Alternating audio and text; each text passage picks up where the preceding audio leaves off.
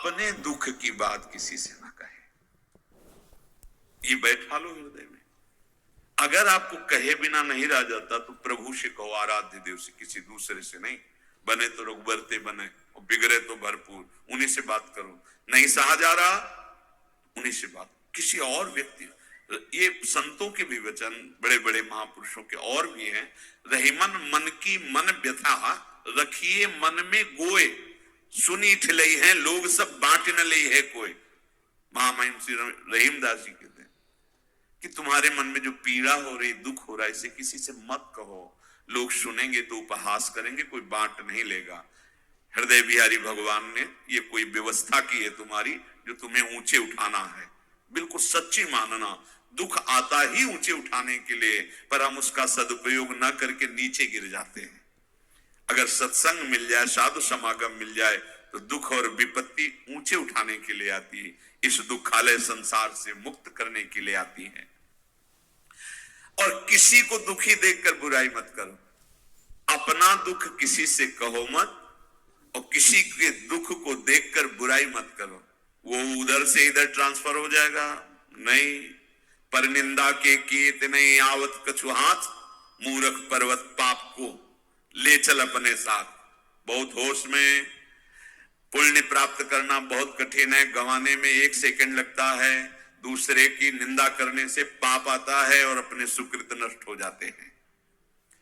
अपना दुख किसी से कहे नहीं, किसी का दुख देखकर उसकी बुराई न करे, दूसरे का दुख देखकर उसके निवारण का उपाय जरूर करे। पर दुख द्रवई सुसंत पुनीता, जो दूसरे के दुख को देखकर द्रवित हो जाता है, अपने दुख को किसी से नहीं कहता है। और नित्यांतर मुख दृष्टि रेक, रसधी श्री राधिका कृष्णयो, धी माने बुद्धि। अब उसकी बुद्धि रस में डूबने के लिए व्याकुल है। कौन सा रस? महामाधुर्य रस, प्रिया प्रीतम का प्रेम रस। श्री वृंदावन मावशानि सकल प्राण्यैक सद्वल्लभ, वो समस्त प्राणियों में अपने वल्लभ आराध्य देव को देखता हुआ, प्रिया प्रीतम के प्रेम रस की प्राप्ति के लिए विकल होकर सब कुछ सहता हुआ, कुछ न कहता हुआ, दूसरों को सुख पहुंचाता हुआ, किसी भी द्वैत प्रपंच में कोई आस्था संबंध अपनापन नहीं, वो प्रेम को प्राप्त होता है। कैसा प्रेम का प्रभाव?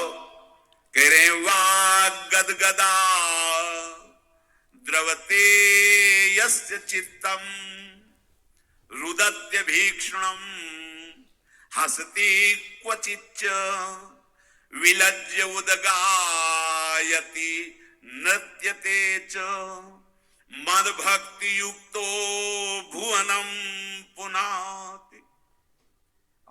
भगवान के वचन है, मद भक्ति युक्तो भुवनम पुनाति। स्थूल सूक्ष्म कारण, ये तीनों भुवन पावन हो गए, त्रैलोक्य पावन। और इस भुवन के संपर्क में जो आ जाएगा वो पावन। दरस परस अघ नास बास निज संग करो दिन, तीन मुख हरिजस श्रवण सुनत मानो न त्रपित छिन, कल अभद्र बरनत सहस कल कामादिक द्वंद्व सब, सेवक शरण सदार है सो सुविध साचे अनन्य सब। अनन्य रसिक महापुरुषों का यदि संग मिला, स्थिति आ जाती है। तभी के मम भक्ति युक्तो भुवनम पुनाति।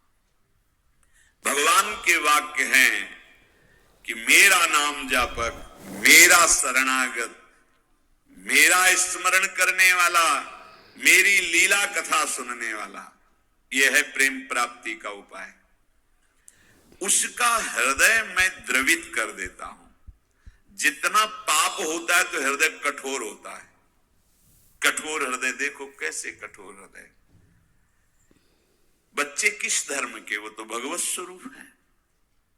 लेकिन ये क्रूर कर्मी अबोध बच्चों को भी नहीं बख्शते। तभी हम कह रहे हैं कि बहुत सुधरने की जरूरत है। तुम्हारी धन संपत्ति, तुम्हारी डिग्रियां, तुम्हारे पद, तुम्हारे बड़े बड़े वैभव ये तुम्हें सुखी नहीं कर सकते, ये समाज को सुखी नहीं कर सकते।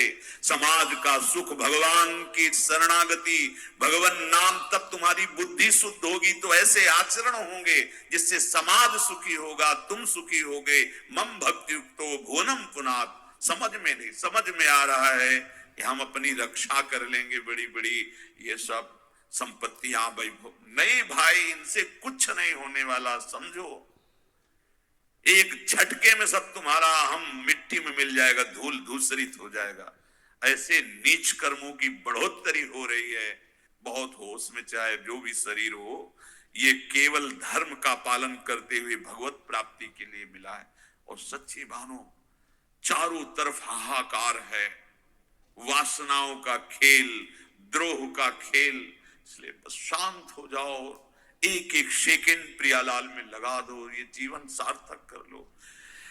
बिना भजन किए इन शास्त्रों का अर्थ समझ में नहीं आएगा, अर्थ लिखा होने पर भी दिशा नहीं समझ पाओगे। साहब कौन ऐसा आचार्य प्रकट हुआ, कौन ऐसा महापुरुष प्रकट हुआ, कौन ऐसी ग्रंथ की रचना हुई जिसमें हिंसा, व्यभिचार और ये करने पर भगवान प्रसन्न होते हैं?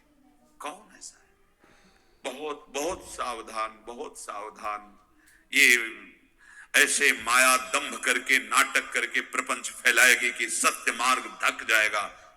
जैसे जब कोहरा होता है तो गंगा किनारे का अनुभव है, पता ही नहीं चलता मैं किस मार्ग से आया हूं, किधर जाऊं।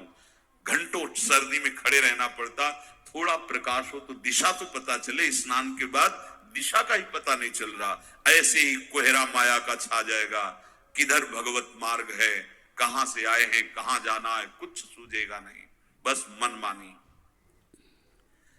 जो भगवान का नाम जप करते हैं, थोड़ा शास्त्र ज्ञान हो जाता है तो इतना ज्ञानी बन जाते हैं कि भगवान के साकार रूप की अवहेलना, भगवान के श्री विग्रह की पूजा की अवहेलना, नाम जप की अवहेलना, लीला कथा की अवहेलना।